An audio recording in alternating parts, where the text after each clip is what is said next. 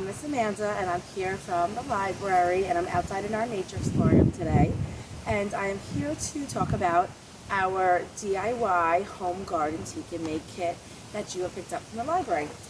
So here is my kit, and just to share what comes in it, you will have a whole informational packet in here that we created to tell you a little bit about what you'll be growing and how to grow them. So this is really something important, so hold on to that and I'll get back to it.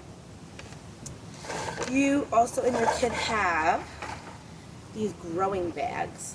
So there's two of them in here, and there's two items in your packet that'll explain that you should start them as like a, they can be done in ground, but they are nice actually on a patio or on a porch or something like that outside. So we gave two growing bags, and they have little handles. They're easy to move once you grow in it. You will need your own dirt for these, and you will have to find somewhere in your yard to start your garden that you think will be a good spot. Okay, so you'll have your two growing bags, you'll have your instructions, you'll have a couple of your seed starters, 3 of them to be exact. And there's a couple items that say, I believe there's 3 that start in the seed packets, so those are what you'll do with that. And then you'll see you'll have each of your vegetables, and also you have gourds, little pumpkin gourds. So you have a packet, they're all labeled. You have gourds, you have the cherry Roma tomatoes, you have Denver carrots, you have radishes, thin skin Italian peppers, spinach, and zucchini. So a whole variety that you get to start. So I gave you a handful of seeds for each. Usually they say start like just 2 little seeds or 3 little seeds in each little area in your little seed starter packets.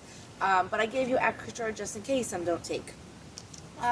So this just gives you some information in the front. We really just hope that you take time, like to care for your garden each day. Gardens do take some love and time to really get started and to do good with it. You'll always have to make sure your seeds and your plants have good light. And there are suggestions on each page of how much light or partial sun that it needs. In addition, you'll always have to make sure you have to water your plants. So each day you should be checking it and feeling the soil and feeling, does it feel damp still where it doesn't need water yet?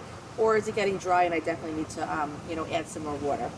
Okay, and then your attention and love. And I put a little thing that I thought was funny on the bottom. There are some studies that do plants really grow better if they're sung to or spoken to. So you could give that a try for something fun. Talk to some of them and see if they grow a little better. Okay, so when you open your packet, the first page should be your cherry Roma tomatoes. And those are going to be something that you do start indoors.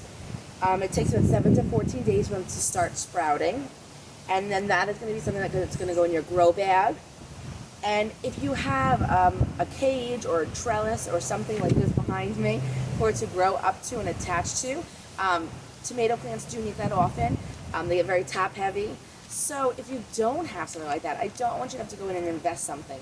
You can look around in your yard, take a walk, and get a nice big stick. All the time our trees are dropping big, huge sticks. You could use those, stake it into your planter, and use some kind of twine or string or zip tie, something to attach it to that. So that's a cheap option for that. The next thing is your carrots. Those will go directly into the ground, and that'll show that I have little images for everything. About how far apart they go is about a 1/4 of an inch, and you're going to have them in rows. Same thing as your radishes. A lot of these are going to grow under the ground, so you're not going to actually see that vegetable. It'll be under the ground. You'll see that sprout, but they'll tell you some information and some tips on growing them. These are also radishes going to be directly into the ground. Your zucchini. So these are also going to go directly in the ground. They do like to go and grow on a little hill. So if you have a little spot, or you could build up a little spot, it would be nice for it. It tells you about how far apart and that it likes full sun. So this is something you want to make sure you put in a good spot in your yard that you have a lot of sun. And I just recently learned the tip that, a lot of times on my zucchini, some people are like, it's so easy to grow zucchini. And they would flower for me and then never really fully turn to zucchini. That you actually take the flowers, if you rub them together to pollinate them, and then it helps them continue to grow and become zucchini. Chinese miniature gourd that does something fun that we could start in the summer and have maybe to harvest closer to Halloween and October for Thanksgiving. These are going to start indoors, and then you're going to plant them on a hill. Pumpkins really like to grow on a hill. They grow on like a long vine down, and they like a lot of sun. So definitely, I know my front yard is a lot sunnier than my backyard. Maybe I'll start it somewhere in my front yard for these. And your spinach. So these are very hardy. They're heat and drought tolerant. I would just directly put them into the ground.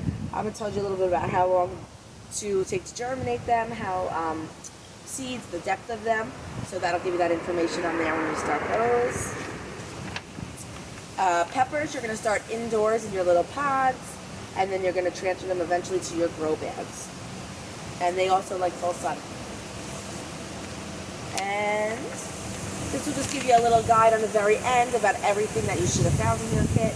And I just hope you really enjoy it. I hope that you're able to harvest your vegetables, and that you really find them some recipes, try new things. If it's something that you haven't tried before, that you give it a try, because you took all that work to grow it. All right, have a great day.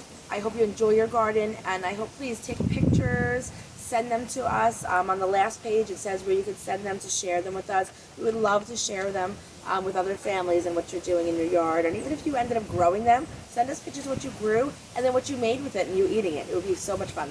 So have a great day and a happy summer, and enjoy your gardens. I hope they do really well. Take care.